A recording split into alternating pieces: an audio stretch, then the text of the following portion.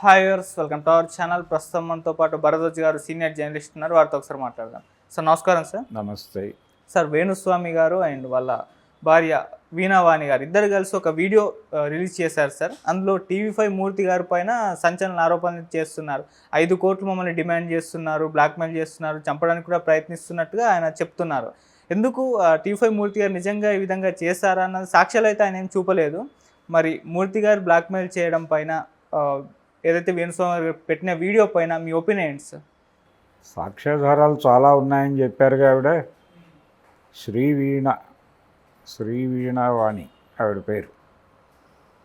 ఆవిడ చాలా సాక్ష్యాలు ఉన్నాయి మా దగ్గర, మేము అంత ఈజీగా లేము అని చెప్పారు. చెప్పడంతో పాటు చాలా సంఘాలకి కూడా వార్నింగ్ ఇచ్చారు ఆవిడ, బ్రాహ్మణ సంఘాలతో సహా. మీరందరూ మాకు అండగా నిలబడకపోతే మా మరణానికి మీరు బాధ్యత వహించాల్సి ఉంటుంది అని ఒక బ్లాక్మెయిల్ నోటీస్ కూడా జారీ చేశారు. అయితే ఇక్కడ ఒక ఆడియో ఫైల్ ఒకటి ప్లే చేశారు ఆవిడ. ఆ ఆడియో ఫైల్లో ఇద్దరు మాట్లాడుకున్నారు. అందులో అమర్ అనేటువంటి ఒక పాత్ర, ఇంకొక అన్నోన్ ఫిమేల్ వాయిస్ ఉంది. ఆ అన్నోన్ ఫిమేల్ వాయిస్ వీణావాణి గారిది కాకపోవచ్చు, శ్రీవీణ గారిది కాకపోవచ్చు, ఇంకెవరో ఆ పర్సన్ తన పర్సన్గా ఆవిడ చెప్పారు. వారు రకరకాల ప్రాంతాలకు వెళ్ళి దీనికి సంబంధించి రకరకాల ఇన్ఫర్మేషన్ రికార్డ్ చేసుకుని వచ్చి తనకి ఇచ్చినట్టుగా, అవన్నీ తన దగ్గర ప్రిజర్వ్ అయి ఉన్నట్టుగా ఆవిడ ఆ వీడియోలో ప్రకటించారు. సరే, ఓకే, బాగానే ఉంది.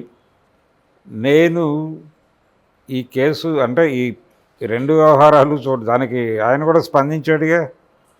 మూర్తి గారు స్పందించి నిరూపిస్తే అన్నాడు. ఆయన నిరూపిస్తే అనే ప్రకటన ఆయన చేసేసాడు, అయిపోయింది. అయితే వీళ్ళు చాలామంది పేర్లు తీసుకొచ్చారు. ప్రస్తుతం టీవీ5తో సంబంధం లేని వాళ్ళ పేర్లు కూడా దొరికినాయి. అయితే ఈ మొత్తం ఎపిసోడు నాకు అనిపిస్తుంది ఏంటంటే, ఆవిడ చేసిన మొదటి వీడియో కూడా కన్ఫెషన్ లేదు దానిలో. అంటే క్రిటిసిజం ఉంది. క్రిటిసిజం కంటే ముందు సెల్ఫ్ క్రిటిసిజం ఉండాలిగా, ఆత్మవిమర్శ ఉండాలి కదా. ఆత్మవిమర్శ చేసుకున్న తర్వాతే విమర్శ చేసే హక్కు వస్తుంది. ఆవిడ ఆత్మవిమర్శకి తావివ్వకుండా విమర్శ మాత్రమే చేసి, పైగా మీడియా చేస్తున్న పని మేం చేస్తున్న పని ఒకటే కదా అని ఒక సమన్వయం కుదిర్చే పని చేసింది ఆవిడ. అంటే మేమేదో పర్సనల్ ఏరియాలకు వెళ్ళిపోయాము, వాళ్ళ గురించి వీళ్ళ గురించి మాట్లాడి వీడియోలు చేస్తున్నామని మా మీద దాడి చేస్తున్నారు కదా. మీరు చేస్తోంది ఏమిటి? ప్రజా సమస్యలన్నీ వదిలిపెట్టేసి ఎవరితో ఉన్నారు అనే వీడియోలు మీరు చేస్తున్నారుగా, దాని మీద డిస్కషన్స్ పెడుతున్నారుగా అందావిడ. అంటే దీన్ని మనం బయట నుంచి చూస్తే మనకేమనిపిస్తుంది? మేము ఒకటే చేస్తున్నాం కాబట్టి మేము కొట్టుకోవద్దు, మనం సమన్వయంతో వెళ్దాం, మా గెస్టులను మీ దగ్గరికి పంపిస్తాం, మీ గెస్టులు మా దగ్గరికి పంపించండి అన్న టోన్లో ఒక మ్యూచువల్ అండర్స్టాండింగ్ కోసం ప్రయత్నం చేసినట్టు ఉంది అది ఆవిడ మొదట చేసిన వీడియో. ఈ రెండో వీడియోలో ప్రస్తుతం అంటే దాదాపు ఒక 1 వీక్ నుంచి ఆయన కొంచెం ఫోకస్డ్గానే వెళ్తున్నాడు వీళ్ళ మీద. అది కంట్రోల్ చేయాలి అనే ఉద్దేశంతో ఈ రెండో వీడియో చేశారు వాళ్ళు. దీనిలో ప్రపంచ మద్దతు కోరారు. అంటే ఐక్య సంఘటన అనేది యుద్ధంలో ఒక తంత్రం. ఈ ఐక్య సంఘటనలో భాగంగా భిన్నమైనటువంటి సంఘాలని మాకు మద్దతు ప్రకటించండి అని కోరటం కోసం చేశారు అనుకుంటే, మీరు మాకు మద్దతు తెలపాలి, మేము చాలా కష్టాల్లో ఉన్నామని అడగటం వేరు. ఇక్కడ బ్లాక్మెయిలింగ్ చేశారు.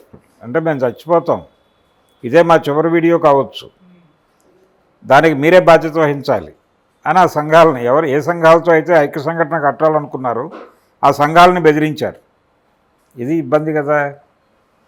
ఒకటి, ఆవిడ ఓపెన్గా కన్ఫెస్ అవ్వచ్చు, నాకే సంబంధం అంటే మేము వాళ్ళ పర్సనల్ ఏరియాలోకి వెళ్ళి మాట్లాడటం తప్పే. అది ఒకవేళ అలాంటిది ఏదైనా జరిగి ఉంటే భవిష్యత్తులో అలాంటివి జరగవని చెప్తున్నాం ప్రపంచానికి. ఈ వివాదాన్ని ఇక్కడితో ముగించేద్దాం అని ఒక కన్ఫెసివ్ టోన్లో చెప్పేస్తే కథ క్లోజ్ అయిపోతుంది. యుద్ధం కొనసాగించాలనుకుంటున్నారు వాళ్ళు. యుద్ధం కొనసాగించాలనుకున్నప్పుడు ఈ ఆత్మహత్య లాంటి పదాలు దొరకకూడదు. ఇదేంటంటే డిప్రెషన్లో ఉన్నవాళ్ళు మాట్లాడే లాంగ్వేజ్ అది. మీరు యుద్ధం చేయాలనుకుంటే యుద్ధం భాషే మాట్లాడండి. అది మాట్లాడకుండా యుద్ధం చేస్తాము అని అది చేసే ఉద్దేశం లేనప్పుడు, యుద్ధం చేసే ఉద్దేశం లేనప్పుడు మిమ్మల్ని మీరు ఏదో చేసుకోవడం కాదు చేయాల్సింది. ముందు మీరు ఆత్మవిమర్శ చేసుకోండి.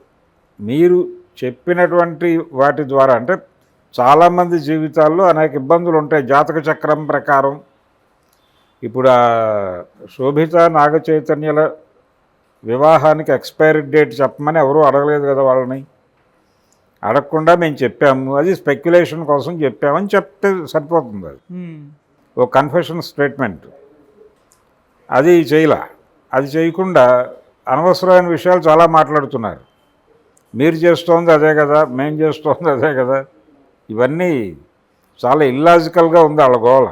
ఓకే.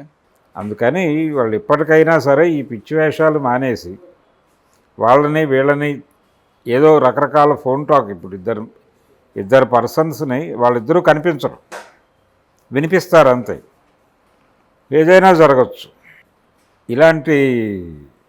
ఇలాంటి కార్యక్రమాలు మానేసి మేము ఇలా వాళ్ళ జీవితాల్లోకి వెళ్ళి మాట్లాడాం, అది తప్పే, ఇంకా వదిలేయండి, ఫర్దర్గా మా నుంచి అలాంటి వీడియోలు రావు, ఈ వివాదాన్ని ఎక్కడితో ముగించేద్దాం, ఎవరు తప్పు ఎవరు ఒప్పు అనేది ప్రపంచం నిర్ణయించుకుంటుంది, ప్రజలు నిర్ణయిస్తారు. మేము మా పద్ధతిలో మేము ఎలా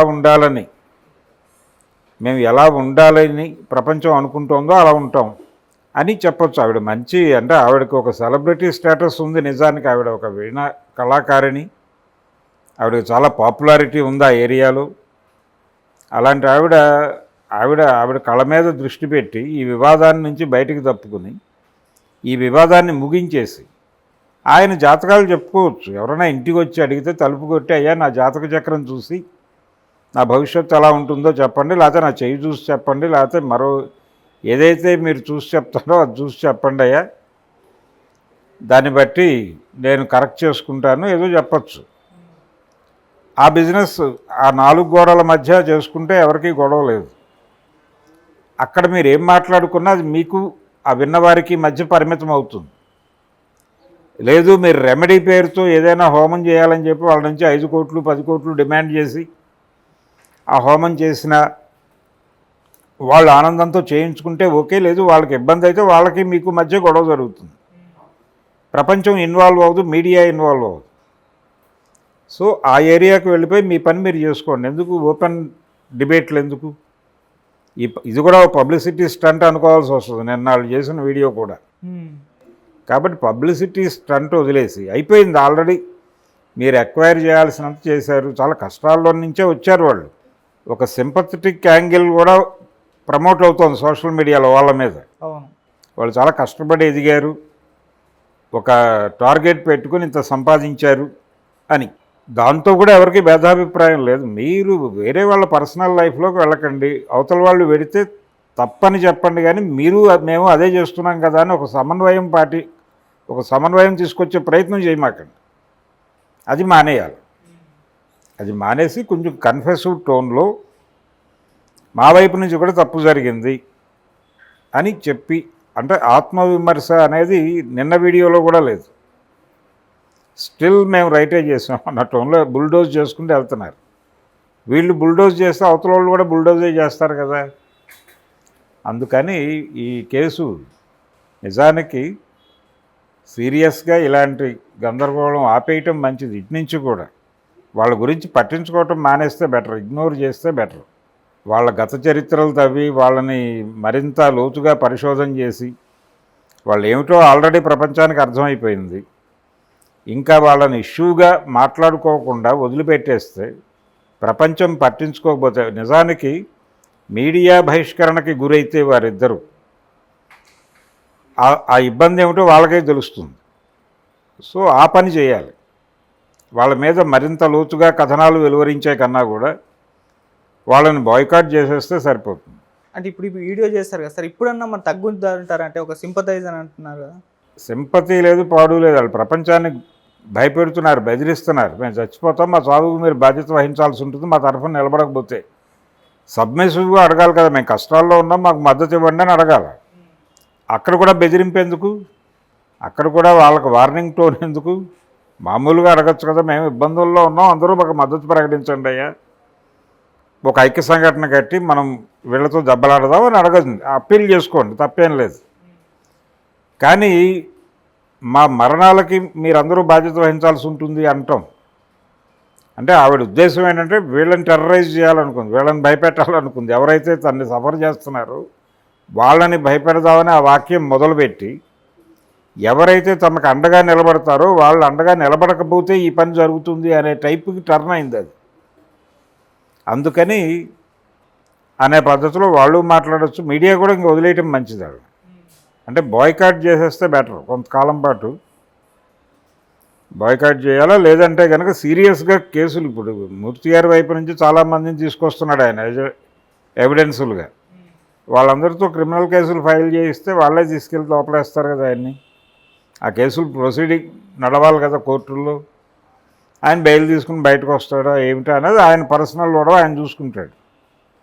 ఏదో ఒక యాక్షన్ జరగాలి. దీని మీద ఎక్కువ డిస్కషన్ జరగడం సమాజంలో అంత గౌరవప్రదంగా ఉండదు. Thank you so much sir. Thank you.